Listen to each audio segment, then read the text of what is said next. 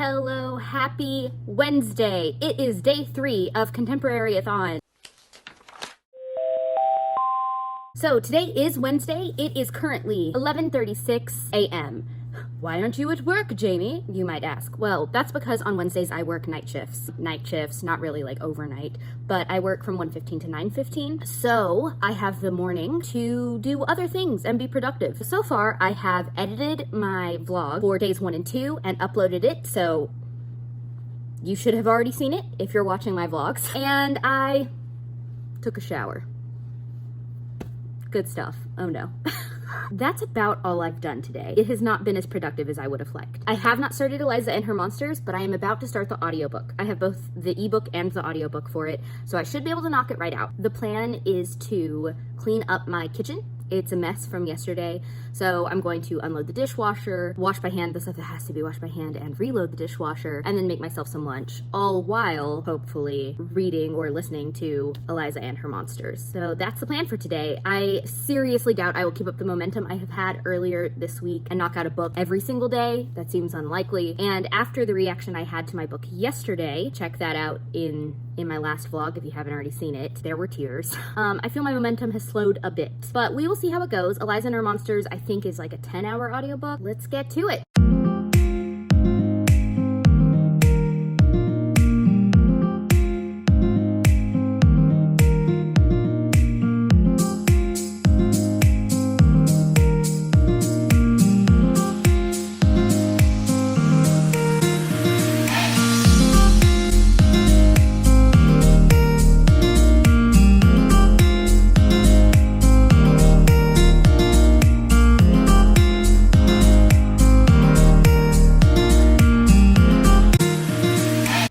Just a very quick update because I never updated you again after this morning.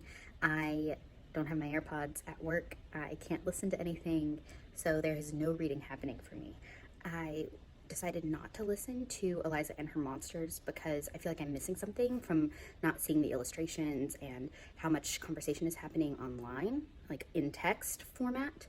So I'm going to physically read it when I'm off work tomorrow, and I will listen to something else, but I don't know what that is. And I haven't read anything today. So I'll update you again from home tonight. We'll see how it goes. Good morning. It is Thursday, day 4 of Contemporary-A-thon, and I have not been good about the readathon today or last night. So I know the last time I checked in with you, I said I was off work today, so my plan was to read Eliza and Her Monsters and to really use today to knock out some books since I worked this weekend. That hasn't happened. I haven't read anything for the readathon, at least that I had said I was going to read for the readathon. You know what I've been reading today? I have been reading Inked, I think it's called. I'll put up here it is. It is a spin-off novella in the Pucked and a different series I haven't read. 2 series by Helena Hunting. I've read all of the Pucked books. I haven't read her other series. It's a crossover between the two. Hockey players and tattoo artists.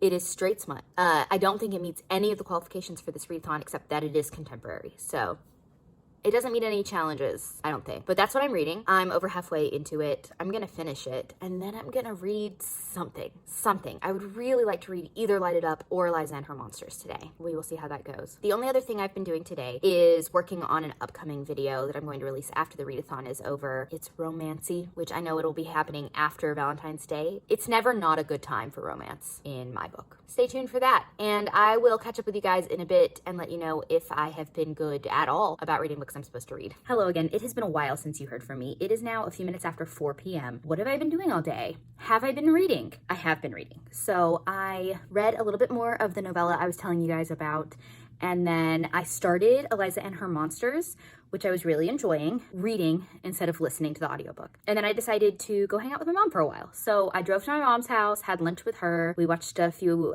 true crime TV shows, because that's kind of our thing. And on the way there and on the way back, it's like a 40-minute drive each way. So I had a lot of audiobook time. So now that I have a good sense of the illustrations and know the characters and everything, I thought it would be okay to also listen. So I swapped back and forth between reading and listening, and I made really good headway. So I'm just shy of halfway into Eliza and Her Monsters, and I am loving it. It's so good, and she so clearly has clinical anxiety, and for as involved as her parents are in her life, I'm just baffled that they haven't picked up on it and that they haven't gotten her help or had her talk to somebody. Her mom immediately jumped to having her go see someone to get on birth control and all of that when she started showing interest in a boy, but hasn't picked up on the fact that her daughter is clearly suffering from extreme anxiety.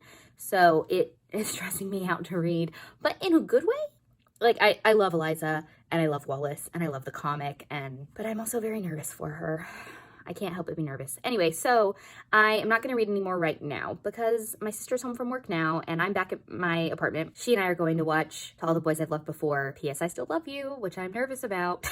But it came out on Netflix yesterday, so we're about to watch it. And I will let you know what we thought. See you in a bit.